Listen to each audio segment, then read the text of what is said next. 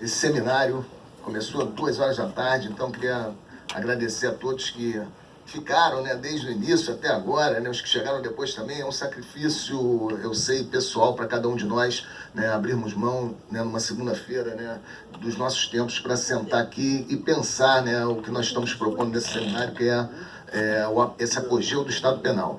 Mas a ideia mesmo do evento surge de um desejo que eu pessoalmente tinha de aproximar o movimento dos policiais antifascismo, né, da Associação Juízes para a Democracia, do Transforma MP e futuramente, quem sabe, dos defensores da democracia. Agora criaram um movimento dos defensores públicos que está surgindo e que nós poderemos também, em um outro momento, nos reunir com eles. Isso veio, né, porque, partindo aqui do cartaz do Latuf, grande Latuf, né, a primeira ideia era, conforme foi falado anteriormente pelo Rafael Borges, a gente falar do fracasso, né, porque a ideia era fracasso diante do que se propõe esse Estado Penal, né. Evidentemente que no que ele se propõe, acabar com a violência, né, pacificar a sociedade, ele é fracassado. Mas isso é só um discurso. Na verdade, os objetivos desse apogeu do Estado Penal é outro, então não haveria fracasso. E eu tive a preocupação de trocar a palavra Estado policial, que é aquilo que a gente costuma contrapor ao Estado de Direito, para que a gente poupasse, né, na linguagem, a ideia de que esse Estado é incrementado a partir somente das agências policiais, né? Então, o Estado Penal, conforme o desenho do Latuf mostra, ele é, né, efetivado, né, ele é trabalhado por outras agências que não a polícia.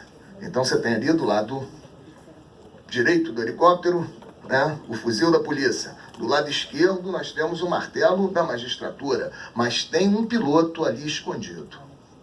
Tem um piloto ali, ó, tem a sombra dele, porque o martelo do juiz e o fuzil do policial estão na parte de trás do helicóptero. Tem alguém conduzindo o helicóptero. Quem está conduzindo o helicóptero? Vamos lá. Hein? Policial não, policial nada. O policial está com o fuzil ali. O Ministério Público. Então, por que eu estou falando isso, gente? Por que nós temos que ver o Ministério Público ali? Não é porque nós estamos perseguindo o Ministério Público, né?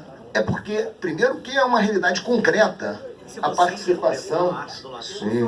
Não, eu interpretando a arte do Latuf. Fica quieto, Latuf.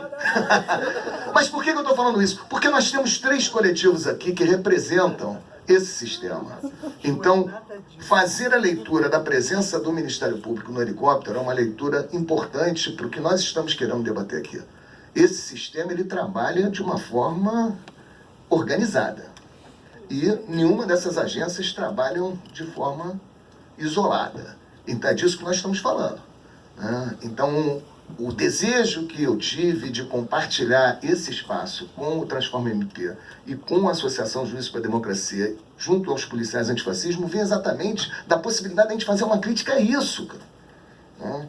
Isso é muito importante e nós precisamos agradecer à OAB por estar dando asilo político às nossas entidades, porque nós somos exilados nas nossas instituições. Nós não conseguiríamos fazer esse evento na Academia de Polícia, no Ministério Público e muito menos no Tribunal de Justiça. Não conseguiríamos. Não haveria condição política. Isso que eu estou falando aqui é para nós, dos coletivos, mas precisamos comunicar isso a todos, né? Então, a OAB está nos recebendo, né? O papel da OAB nessa articulação, né, é de dar o espaço do asilo político, né, para que a gente possa ter a liberdade que nós estamos tendo aqui, vocês viram nas falas todas que me precederam, de fazer uma crítica profunda. Só que como eu fiquei por último, a crítica se esgotou, o Damasceno, né, na questão histórica, né, o Tiago, né, e o Jackson, sim, tudo verdade. O Thiago e o Jackson na questão jurídica. Nós fizemos aqui, né, teve até a própria a Carol, né, falando da questão de como esse Estado Penal ele se concretiza na vida, né, dos moradores das periferias. Quer dizer, está tudo muito esgotado nas falas. Eu queria tentar, na minha fala, propor um encaminhamento, né? Primeiro, né, o que já foi falado aqui, eu não vou ser repetitivo, esse Estado Penal Primeiro que ele não começou agora, com a vitória do Bolsonaro e a do Witzel. Não, esse Estado Penal está aí. Segundo que é importante dizer, e o próprio Eugênio Raul Zaffaroni sempre coloca isso, não existe Estado de Direito puro e nem Estado penal ou Estado policial puro. O Estado penal e o Estado policial caminham juntos. Sempre. Desde que Estado é Estado. Existe Estado policial e existe Estado de Direito. E o que nós estamos fazendo aqui é uma tentativa de disputa, né, de uma narrativa hegemônica dentro do processo decisório. E aí é que eu queria problematizar. Né? Esse processo decisório, ele pode ser levado para um debate jurídico ou para um debate político, que é a questão do estado de exceção. Como nós vamos se apropriar da decisão? Vai ser pelo direito? Eu não acredito mais. Não tenho mais a mínima esperança que nós vamos conseguir sair vitoriosos nos apropriando da decisão pelo direito. No direito nós já perdemos. Não vai ter, não adianta, não vai ter jeito. Até porque o direito, desde a sua origem, ele é decisão pura. Isso quem já falou é Carl Schmitt. Né? E a decisão pura por quê? Porque ele pode servir para qualquer coisa. Repara.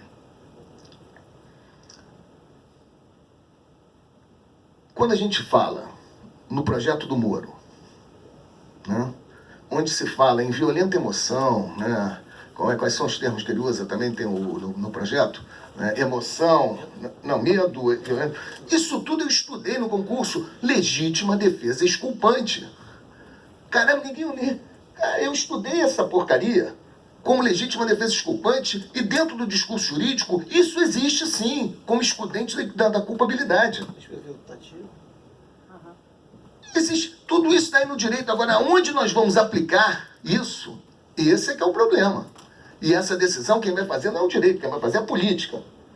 Então, por exemplo, o projeto de eugenia nazista foi construído através de um artigo, autorização para aniquilação das vidas indignas de serem vividas. Esse artigo foi escrito por um jurista, o Binding, junto com um médico, Rush, dois alemães, que em 1928 escreveram um artigo contra a criminalização da eutanásia. Era um belo artigo, que dizia o seguinte, né, a eutanásia não pode ser tratado como homicídio, como crime. Né? Por quê? Aquela vida que está sendo mantida por equipamentos, se o equipamento for desligado, ela não prospera, e aquela vida não pode prosperar naturalmente, então é uma vida que não merece proteção jurídica. Os caras criaram a ideia de vida que não merece viver, de vida sem proteção jurídica, com as melhores das intenções e com argumentos jurídicos. E o direito não poderia tutelar uma vida que não podia prosperar. Hitler pega aquilo, né, lá o Terceiro Reich, e usa aquilo para criar, né, o projeto de eugenia. As primeiras câmaras de gás na Alemanha nazista não foram para os judeus, foram para os alemães, portadores de anormalidades. Eu conversei com o professor Afrani antes dele ir embora, e eu vi uma juíza aplicando, né, o arquivamento implícito contra um investigado. Ué, mas como é que ele conseguiu isso? Arquivamento implícito, nós sabemos, é um instrumento, né, construído dentro do nosso campo jurídico, né, garantista, que diz que se o promotor fizer uma denúncia, não incluindo pessoas ou fatos, e se o juiz receber essa denúncia, né, que em relação às pessoas e aos fatos haveria os mesmos efeitos do arquivamento explícito. Não é isso? Um caso onde se investigava o NEM da Rocinha, né, onde um delegado que trabalhava na delegacia da qual eu era o titular, colocava ele como indiciado e pedia mais uma prisão dele na associação para o tráfico, porque nas escutas os traficantes conversavam falando que, fazendo referência ao mestre. E ele, delegado, dizia que o mestre era o NEM. Bom, ele já tinha sido transferido, quando eu peguei aquilo, mas isso não pode ser prova para dizer que o cara é pelo menos nesse inquérito. O fato de eu ligar a televisão e saber, né, que o NEM é o chefe do tráfico de droga da Rocinha que manda no morro, isso é alguma coisa. Outra coisa é o que nós temos ali, dentro daquela forma jurídica. A promotora desconsidera isso, porque no meu relatório eu tiro o NEM. Ela recebe isso, a promotora, denuncia sem o NEM, que tinha sido indiciado pelo delegado, mas que no meu relatório eu desconsiderei. A juíza recebe, sabe o que a juíza faz? 28 ao Procurador-Geral de Justiça, porque houve arquivamento implícito. Porra, é o primeiro caso de arquivamento implícito contra o investigado. Sabe o que o Procurador-Geral de Justiça faz? Manda para um outro promotor denunciar. Denuncia. Tem um processo contra o NEM nesse inquérito onde supostamente pessoas chamavam ele de mestre. Eu sou chamado para o processo.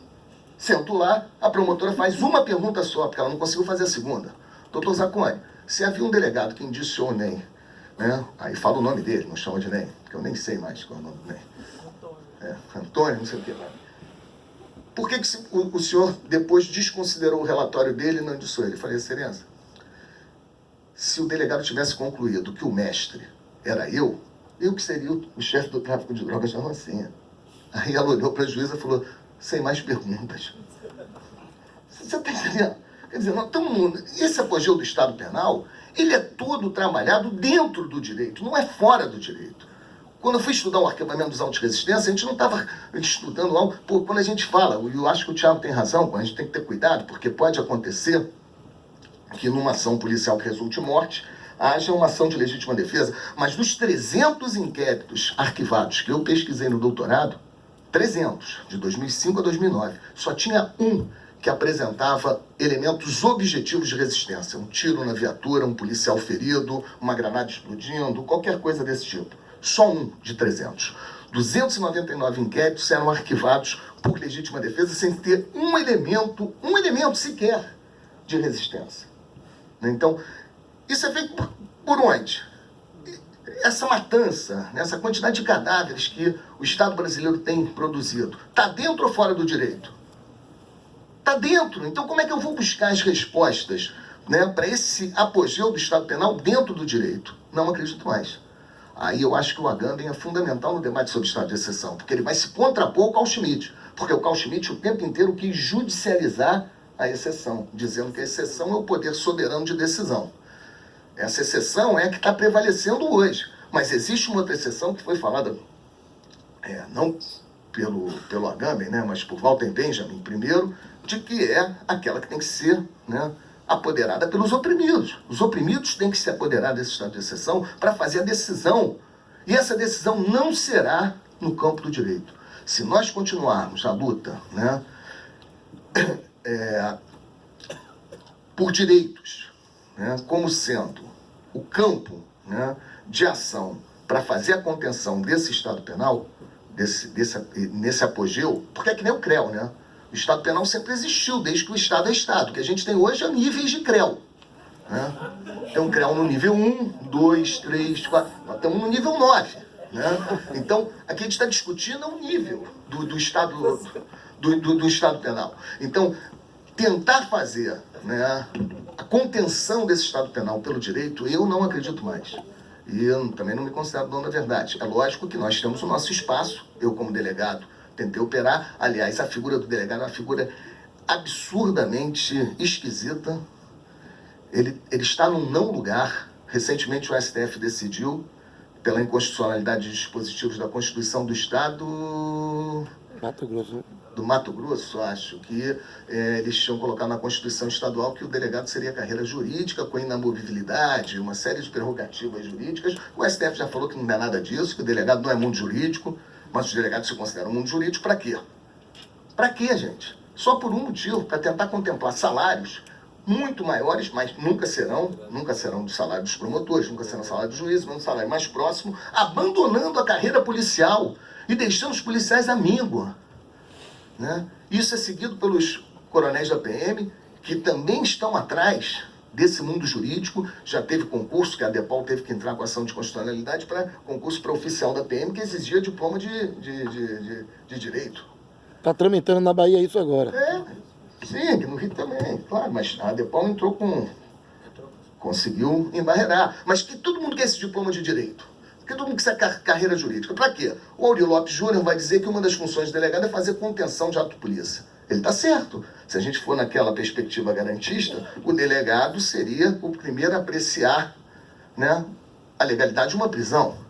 E o delegado poderia ver que a prisão é ilegal e não realizar a prisão, então o delegado é uma autoridade que pode fazer contenção do poder de polícia. Mas como o delegado vai fazer contenção do poder de polícia se ele, constitucionalmente, é, né, o dirigente da instituição policial?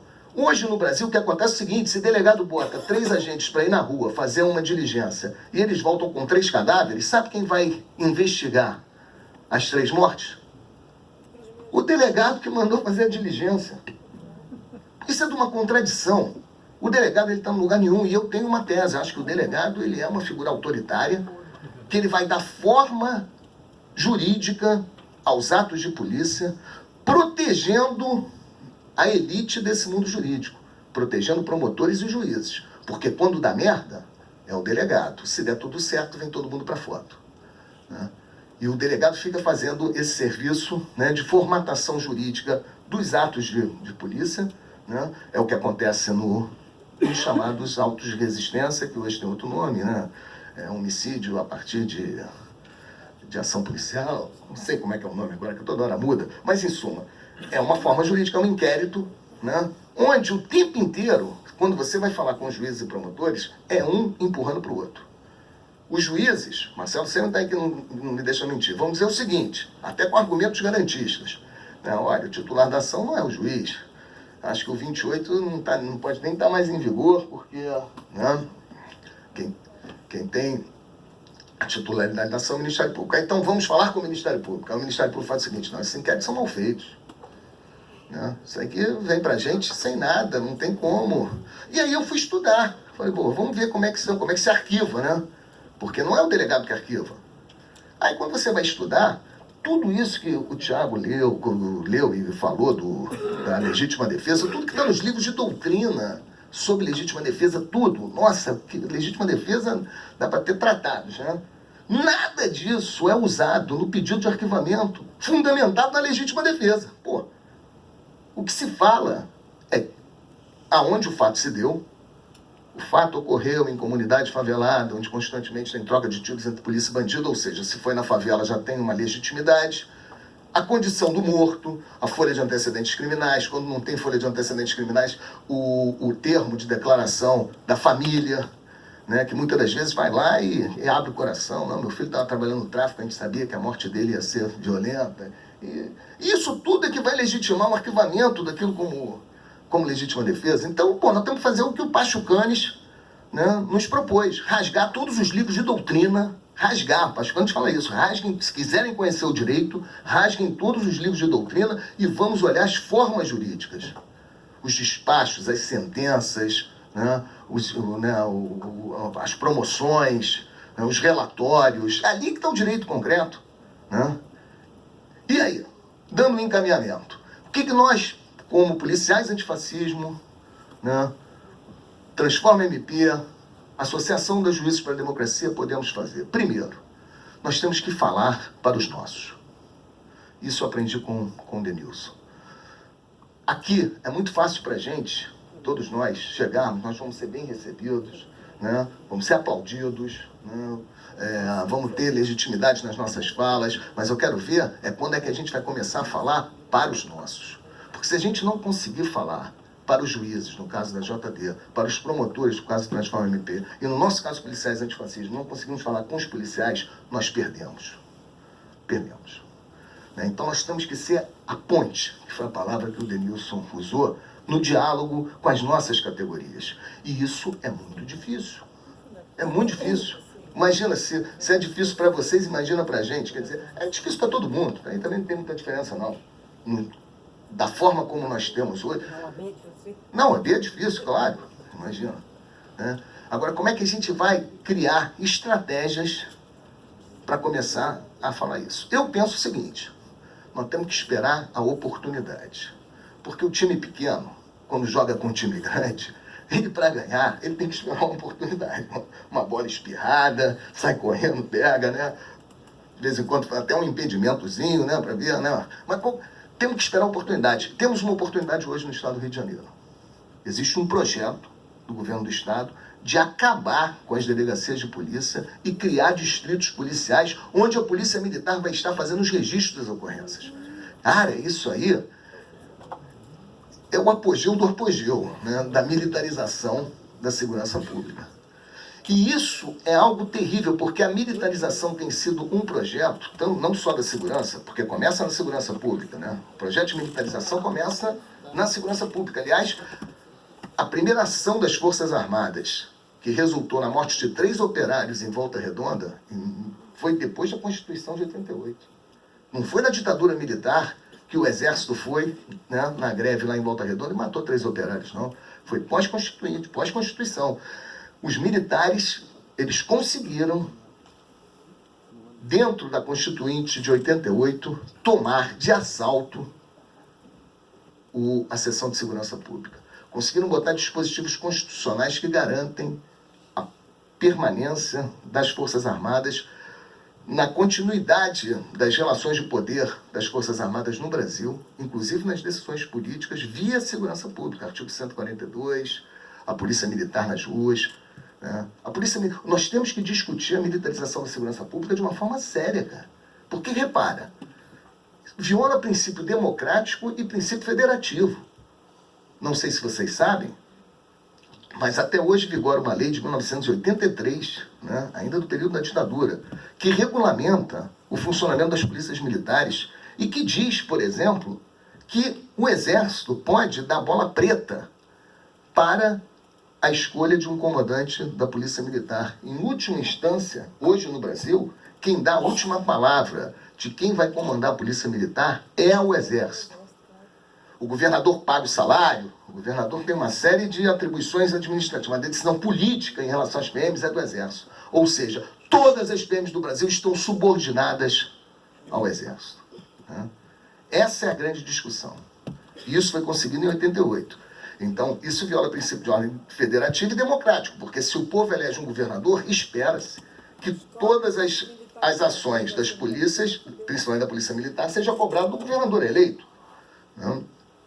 Então, acho que o tema da desmilitarização tem que vir ao debate de forma muito profunda. Não podemos mais discutir de uma forma rasa. Primeiro, sair dessa besteiral de que, tem que acabar a Polícia Militar. A Polícia Militar pode continuar chamando Polícia Militar, pode continuar usando aquele uniforme, só não pode ser órgão auxiliar do Exército.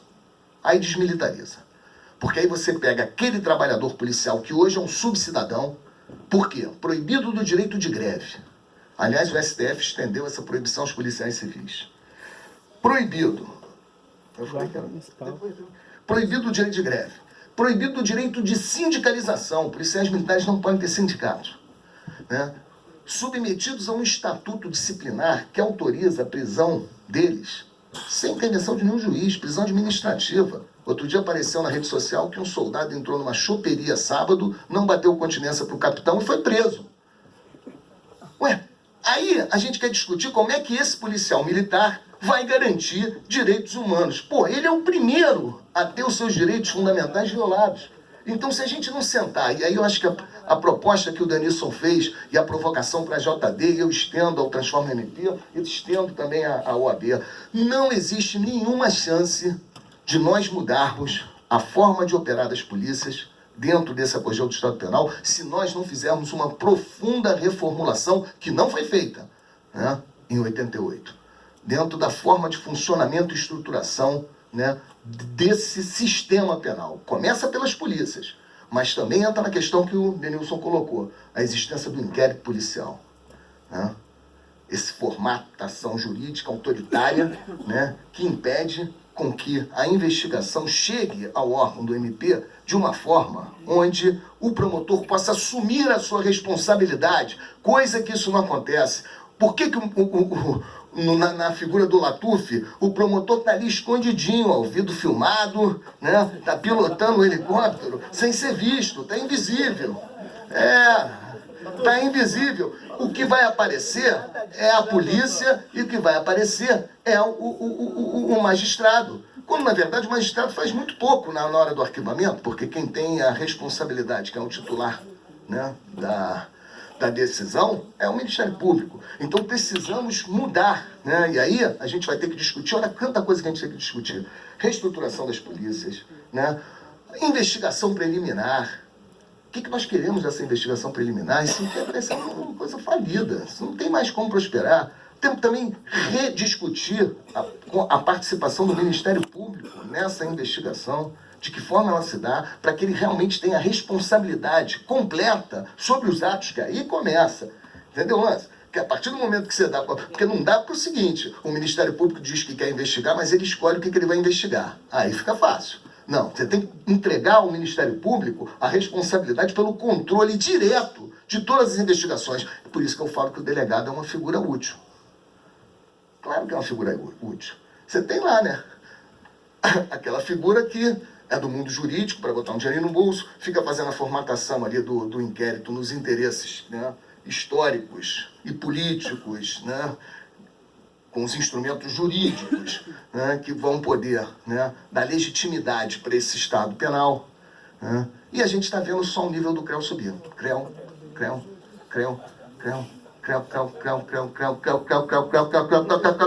Está assim. Né? Então precisamos agora sentar e realmente discutir com profundidade a reestruturação do sistema penal, né? Sem a crença de que a reestruturação do sistema penal vai transformar o mundo.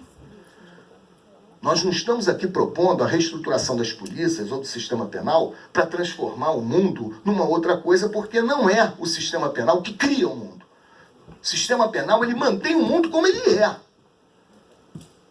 Certo? Mas manter o mundo como ele é pode se dar em diferentes níveis.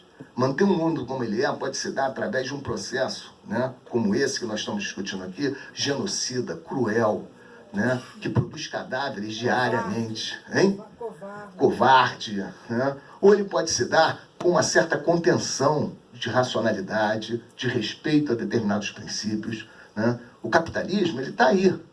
Né? E mesmo assim a gente for falar assim, ah, não, nos países centrais é diferente por causa que eles são países centrais, nós não. Não, sinceramente, o que está acontecendo no Brasil hoje não acontece da forma como acontece em muitos países daqui do nosso eixo da América do Sul. Então dizer que é só questão de que nós não somos nós somos países periféricos, não. Existem países periféricos que ainda têm algum grau de racionalidade para impedir essa barbárie que está avançando. Então precisamos, essa é a minha proposta, primeiro, dialogar com os nossos pares. Não podemos mais fazer esse debate somente, né, dentro da nossa bolha, nós temos que, de alguma forma, tentar expandir isso. Segundo, aprofundar o debate sobre a reestruturação do sistema penal. Com o sistema penal do jeito que ele está hoje, com as polícias organizadas do jeito que elas estão, com o Ministério Público mantendo a atuação que ela tem, a magistratura também, nós não vamos mudar nada. E aí não adianta vir com Constituição, porque é com a Constituição que isso tudo está sendo operado também. Então, né? E eu acho que é entendermos que a disputa da mudança desse modelo, né, cruel, genocida do Estado Penal, vai se dar pela política. Acho que essa é a importância desse encontro de hoje. Hoje nós temos um encontro de 3 coletivos, que são coletivos políticos. Policiais Antifascismo, Associação Juízes para a Democracia e Transforma MP, não são coletivos, né, jurídicos. Nós não estamos disputando, nem corporativos. Não estamos disputando eleição de sindicato, não estamos disputando nada. Nós estamos disputando um diálogo com a sociedade para que a gente possa participar, junto com os setores populares, junto com os oprimidos, da construção de um modelo que faça contenção, pelo menos a contenção, né, dessa barbárie, que é um modelo que está sendo proposto atualmente pelo esse capitalismo tardio. É isso. Obrigado.